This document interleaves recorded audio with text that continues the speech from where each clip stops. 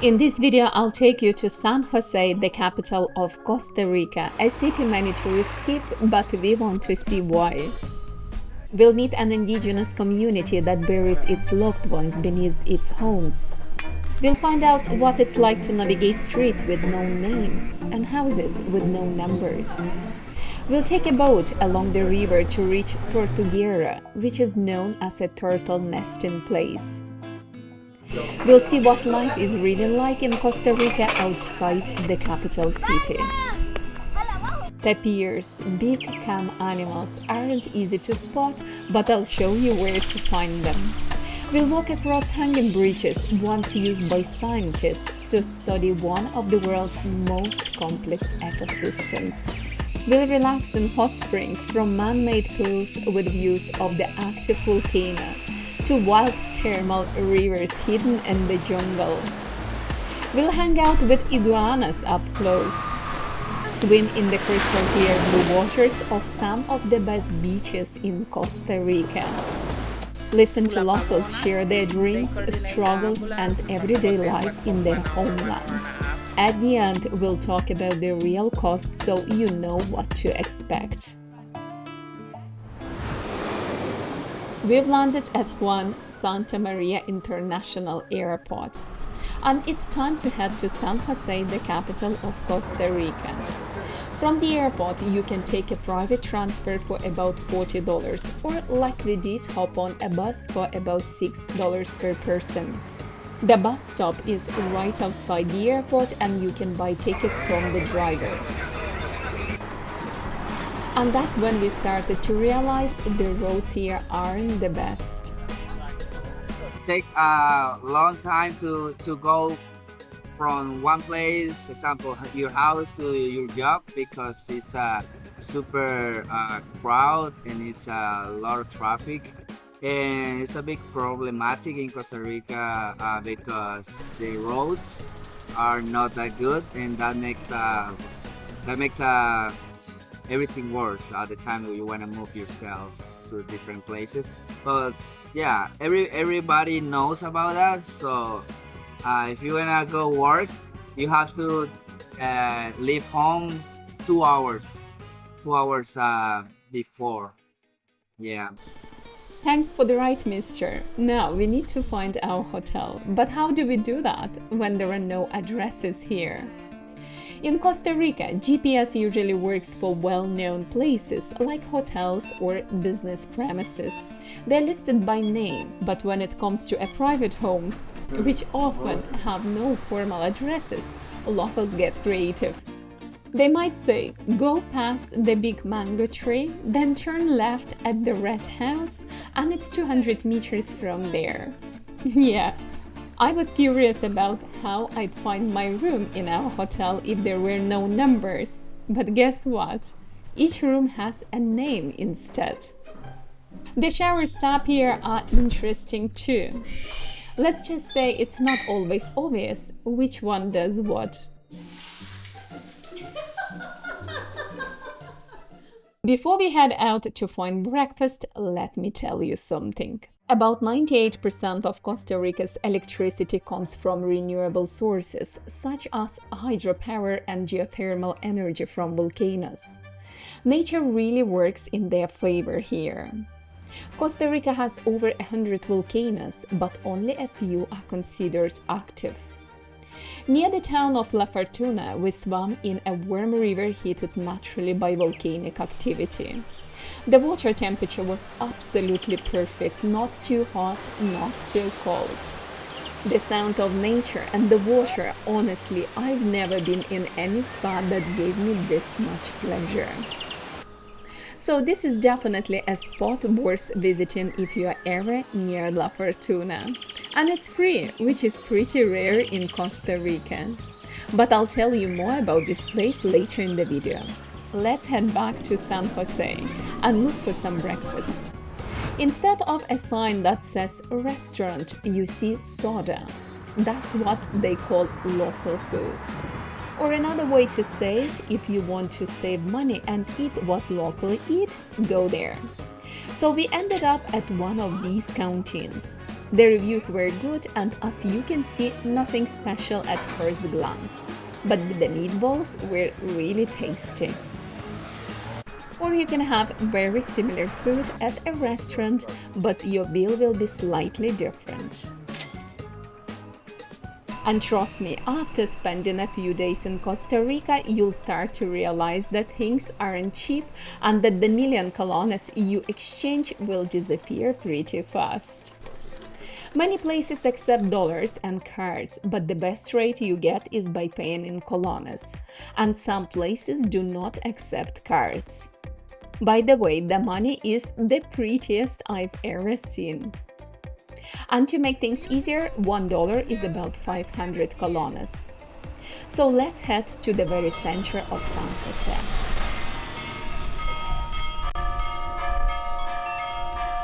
This is how Costa Ricans live here, doing whatever they can and selling whatever they can. We don't speak Spanish, and it's rare to find a Costa Rican who speaks English except in touristy spots. I noticed that cute little coffee shops where you can sit and relax aren't really part of the culture here. The whole coffee experience feels very different. The streets are laid out in blocks. There is a lot of police around, and soon you start to realize why. Unemployment is high, many people work off the books, and others have big gaps between government jobs and unemployment.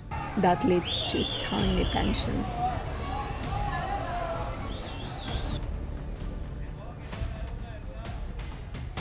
We are passing by the hospital. By looking at those long lines, it seems overwhelmed.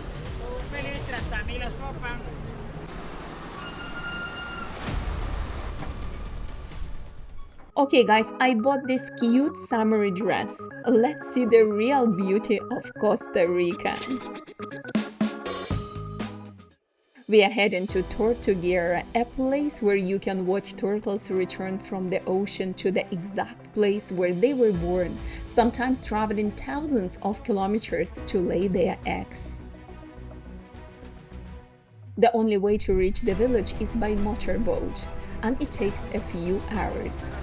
But the journey is actually enjoyable. You'll watch wildlife along the way, and if you're lucky, you might even spot crocodiles lounging on the riverbank. There are also caimans, which look a lot like crocodiles. To be honest, I couldn't see much of a difference at first, but they're not as aggressive and definitely won't try to eat you. This village is very small, and you can walk through it in about 15 minutes. There are a few small restaurants along the river. On the other side is the sea, but unfortunately, the currents are too strong to swim, so you can only admire it from the shore. There are also a few hikes that you can take. The wildlife boat tour are available. So they throw it to the air plenty times until the fish comes head first, and then they are gonna open that big and they are gonna be able to swallow a fish. Even though the neck looks very skinny, I've seen them like eating like very good size fishes. It stretch a lot. Aninga. On average, you'll pay about $30 per person per activity. There are a couple of hotels along the river, and it's a nice place to stay overnight. That's the hotel where we stayed. Simple, but it had everything we needed.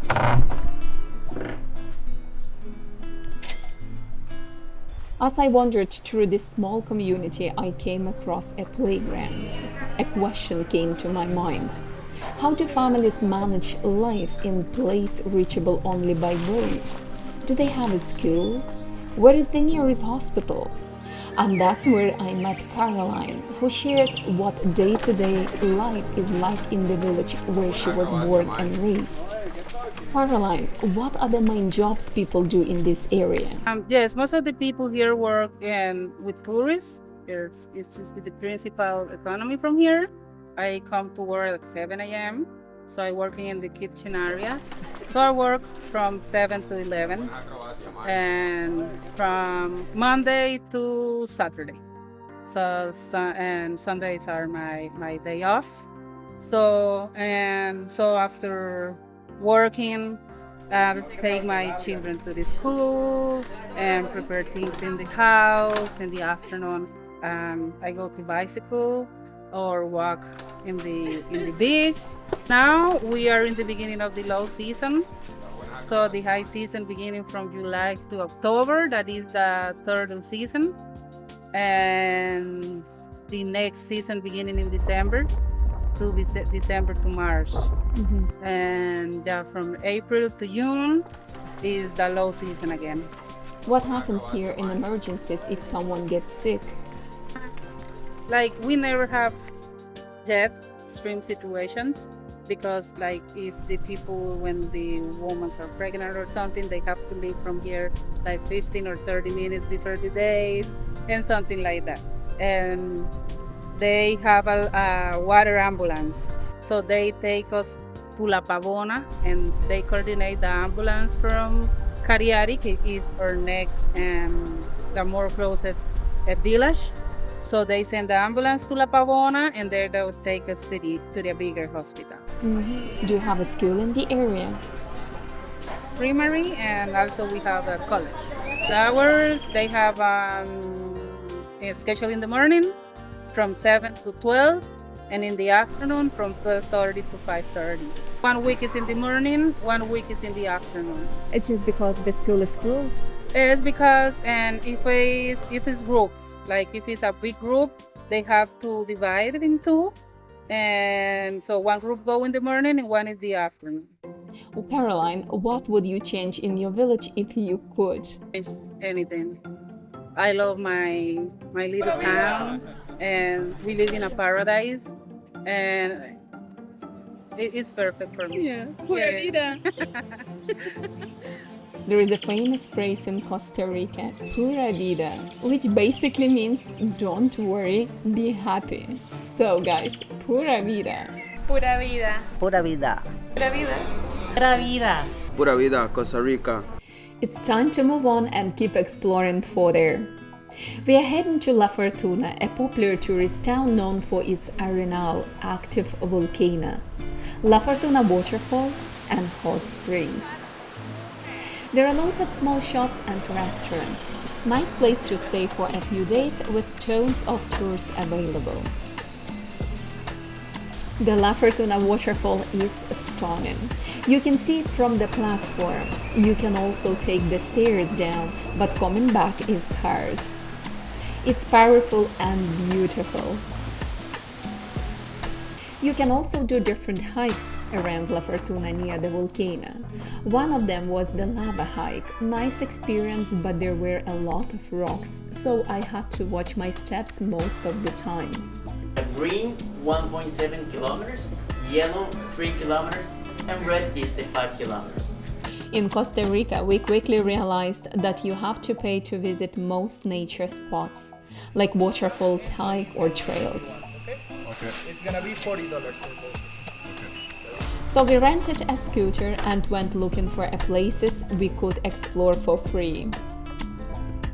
We found plenty of amazing views, but only one free place, this thermal river. We rented a scooter for $50 a day, and that was really convenient. The roads were pretty good in this area. It wasn't scary to drive and there weren't many cars. You could also rent bicycle here for $30 a day. Okay, just for tomorrow, it's $60. And you can call Uber to get around. Hotels offer taxis, but honestly they are more expensive. So it's better to use Uber, but keep in mind that it may not show up if there is no car nearby. We didn't have an issue, but some other tourists we asked did. Before we head to our next destination in Costa Rica, let me tell you what the typical breakfast includes. In most places, you'll find gaya pinta, which is a rice and beans mixed together, often looking dark from seasoning.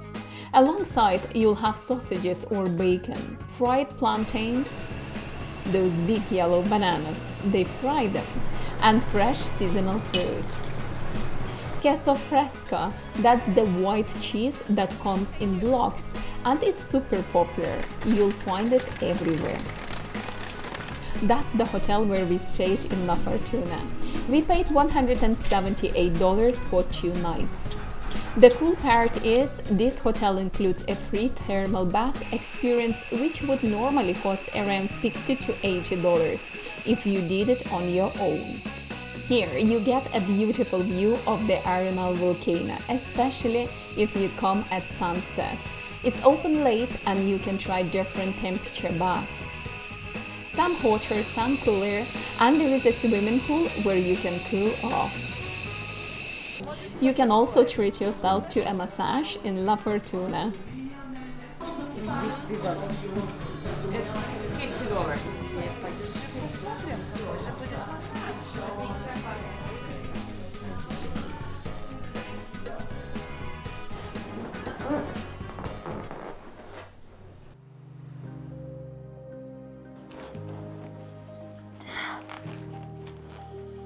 Ну что, потом расскажу. Monteverde is a beautiful park known for its hanging bridges. The hike there is fascinating, and these bridges were originally built for scientists to study the complex ecosystem of the jungle. Here you'll see plants growing on other plants. They don't need soil and get their moisture from the air, which is why this area is called a cloud forest. Many of these plants can survive independently without soil. Instead of relying on deep roots, they absorb moisture and nutrients from the humid air. Because the soil here isn't very deep or rich, many trees have roots that spread out sideways rather than growing deep into the ground. Hanging bridges became popular over time, and now tourists like us can walk on them. It's a really interesting experience. Still is the most known cloud forest in the world. Unfortunately, right now we don't have as many cloudy days as we used to.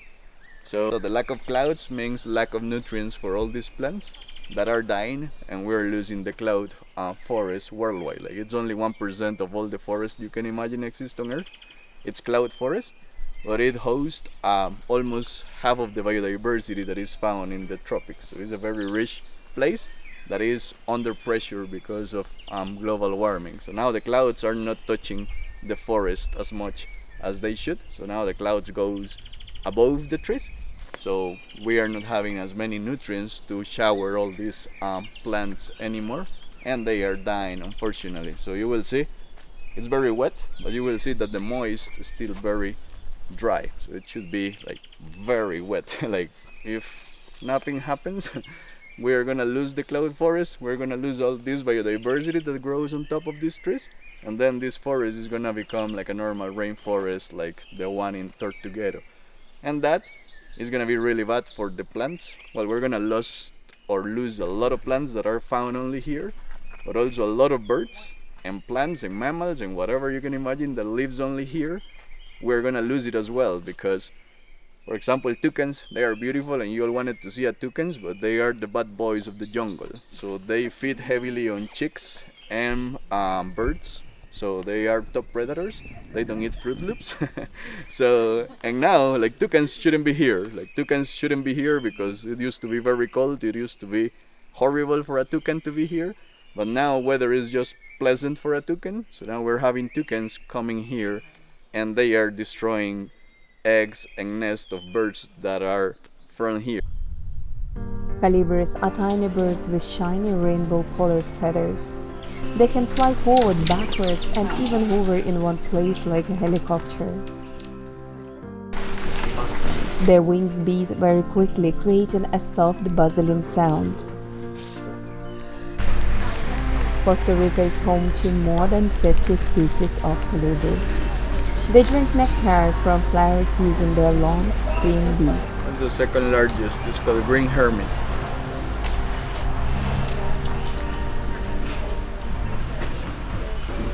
We stayed in Monteverde for a few days. This area has cool and very changeable weather. It can be sunny one moment and rainy the next.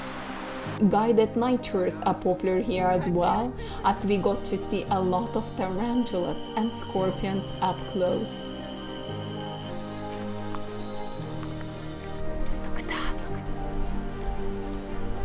You're going to see several of them in the dry season.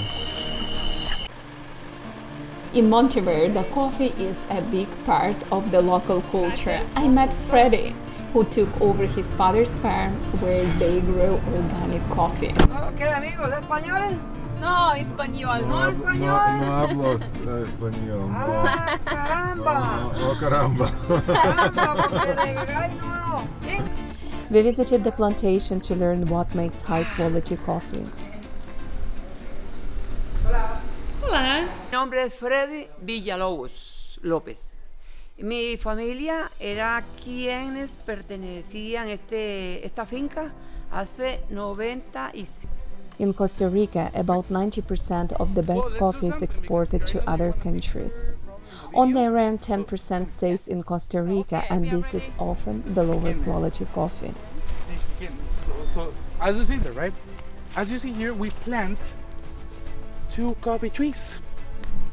We want them to compete. That's why we plant them in pairs, right? And they will produce more coffee fruits. Remember that we have around 3,000 varieties of Arabica coffee in Costa Rica. Coffee has a natural repellent to protect themselves. This natural repellent affects the coffee flavors and other bugs. So, do you feel mosquitoes or bugs here? We don't have them, right? Less repellent. So they produce less repellent in a natural way. When you try to grow coffee below the 800 meters from sea level, they will have more mosquitoes, more bugs, more insects, more repellent. Okay. Do you know the name of that repellent? No. Any idea? Well, you know the name. You probably don't relate it, but you know the name. No? Caffeine. Okay. We don't use machines here in the country, and we try to pick all the coffee fruits by hand, manually, one by one. So this is the very expensive machine that we use here. Yeah. You want to try it? One important factor is the type of bean. Most farmers grow Arabica coffee because it has a rich and pleasant flavor. Altitude also affects the taste. Coffee grown between 800 and 2000 meters above sea level develops a stronger and more complex flavor. After coffee is picked, it can be processed in 3 ways. Natural, the bean dries inside the fruit, making the coffee sweeter. Honey, some fruit is removed, giving a mix of sweet and fresh flavors. Washed, all the fruit is removed, creating a clean, light taste. When the coffee fruit is opened, it may contain 1, 2, or sometimes 3 beans. The beans are separated before roasting, so they roast evenly and maintain their quality. Finally, it was time to taste the coffee.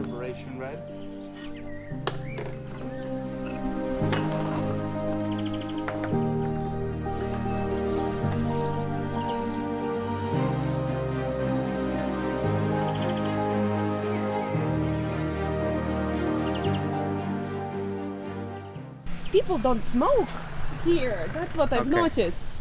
And you're not allowed to smoke indoors, so people don't really feel like they have to smoke anymore.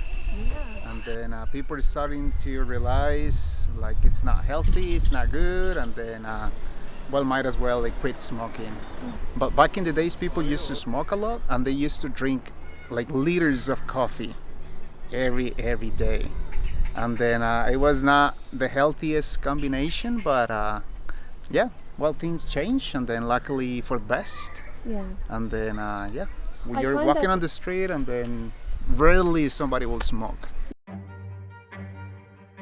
Bijagua, the little town that is known for tapir nature reserve. Here is an amazing and a unique place, and also a really beautiful environment for the tapirs. The rule, please walk always behind me, never in front, because we have something here as well that we find very often. We find here snakes, and also they can be poisonous, most of them. We also have one here that maybe Paul, I think, also have seen before. It's called fer-de-lance. It's about the third more poisonous of Costa Rica. We find it here very often at night. Why we get lots of accidents because of this. People step on them when they're walking. We don't see them like you, for example, and I. we didn't see it. A friend just found a tapir, and he's a few meters down there. Let's try to go there also like very quiet because we kind of scare them away. And also let's follow me and let's also try to walk a bit faster and try to see what.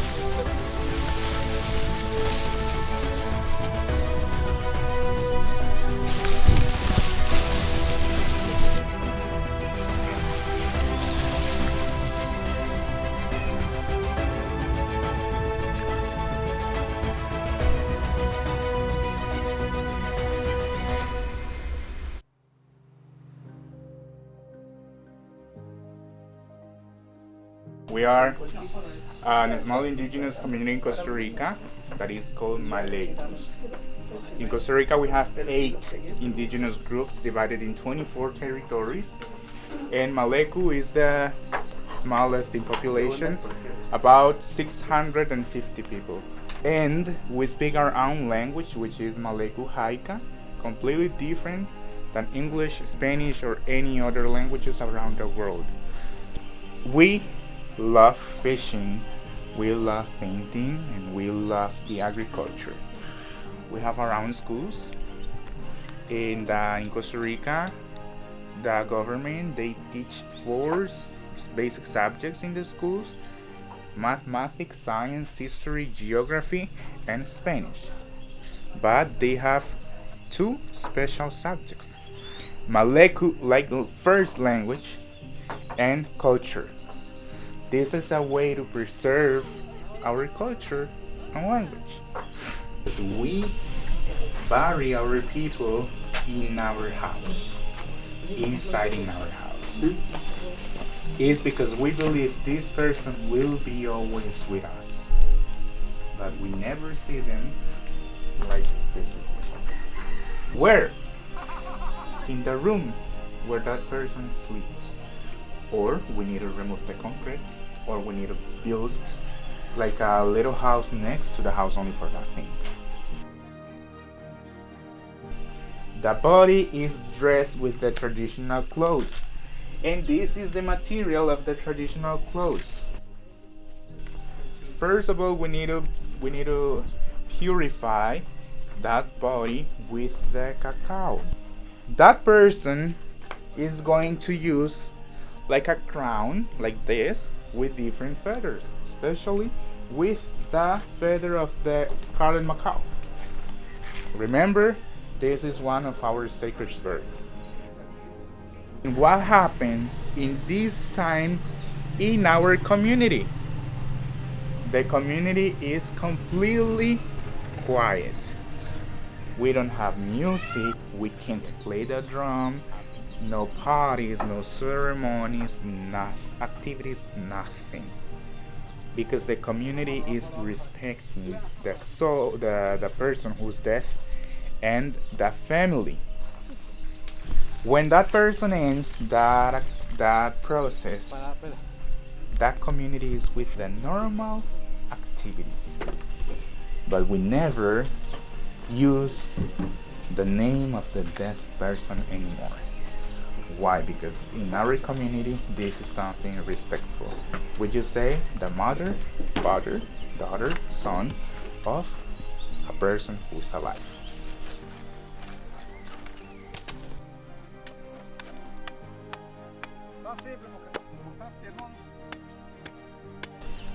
We're still doing this tradition in this moment.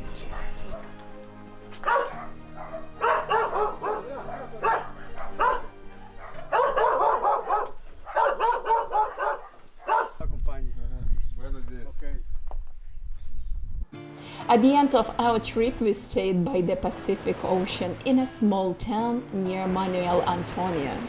This area is known for some of the best beaches in Costa Rica, with loads of wildlife around.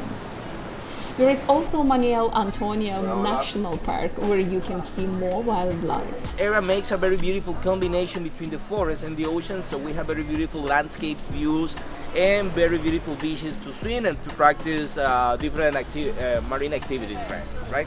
And finally, the wildlife. We have so many animals here. Right at the park, you'll have access to White Sand Beach, where you can chill out in the ocean. The water is so warm.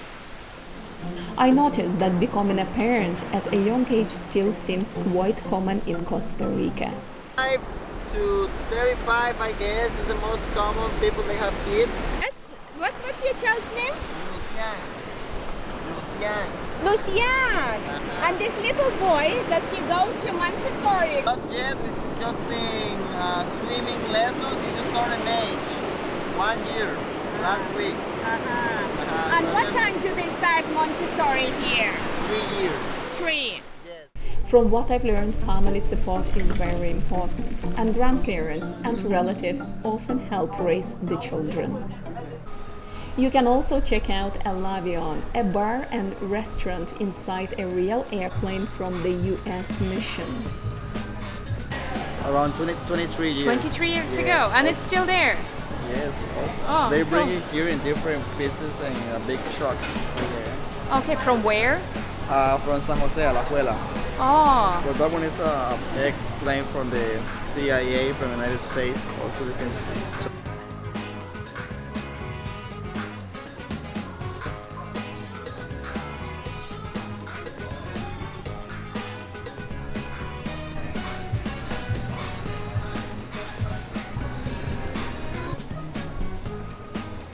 After paying $7 for water and about €40 per main course at a restaurant, and seeing that grocery stores weren't cheap either, I wanted to ask young locals how they manage since they pay the same prices as tourists. I was eager to find out what rent cost and what the average wage in Costa Rica. Jeffrey.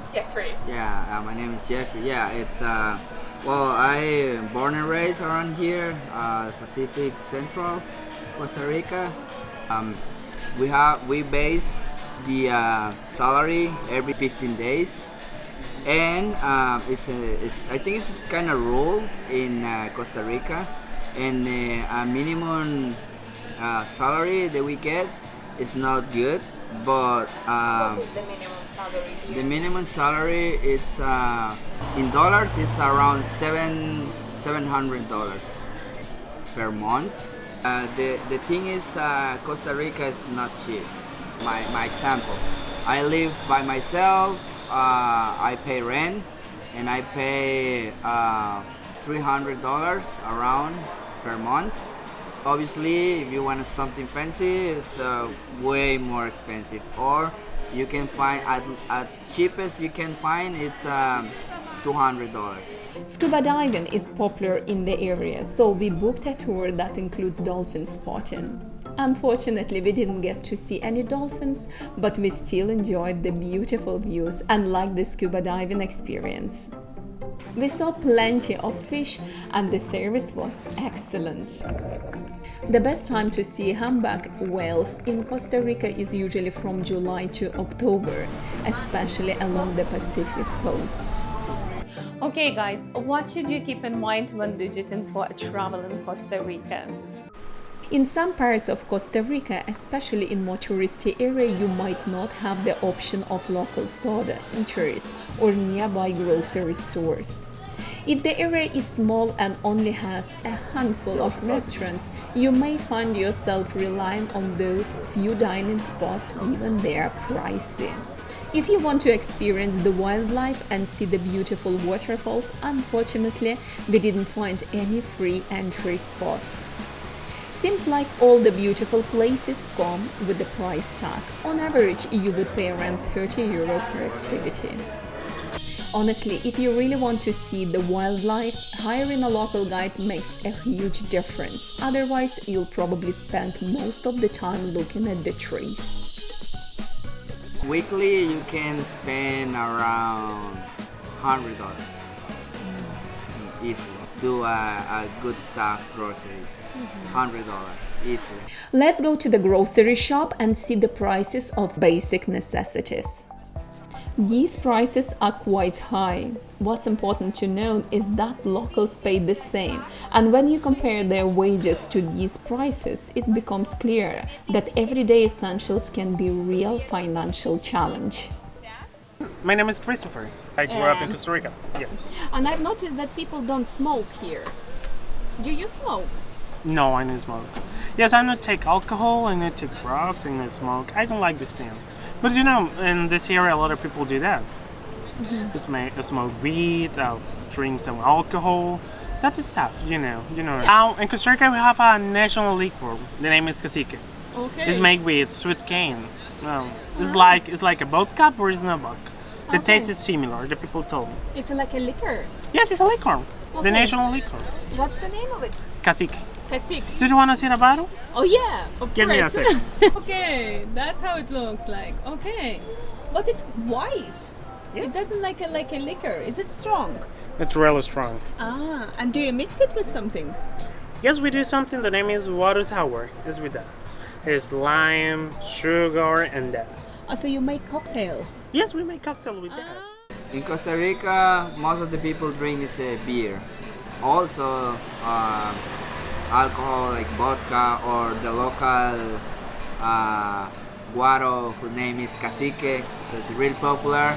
Actually, to be honest, if you go outside, it's weird. Somebody who's don't smoke weed.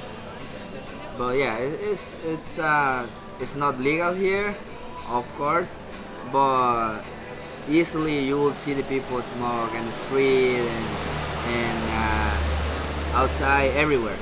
Yeah, it's more the people smoke weed than people drink alcohol.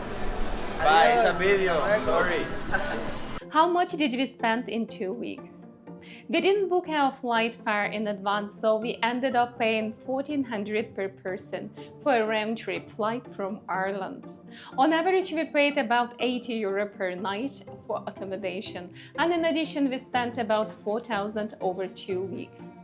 With this budget, you'll be able to go on hikes and see wildlife. The best way to travel around Costa Rica is by renting a car. Be prepared, the GPS isn't always accurate and the roads aren't in the best condition. In Costa Rica, driving 100 kilometers can take up to 5 hours depending on the traffic. Slow down, enjoy the journey and take it easy. And this would probably be the car I'd rent if I came back. There are a lot of hills. In some places you'll need to drive off-road. So now it's time to say pura vida, my friends. If you enjoyed the video, leave a comment and let me know if Costa Rica is on your travel list, or if you already been there, share places we missed. Your likes, comments and subscriptions really help support the channel. Your comments help more people to discover the video. I'll see you soon in our next adventure. Bye!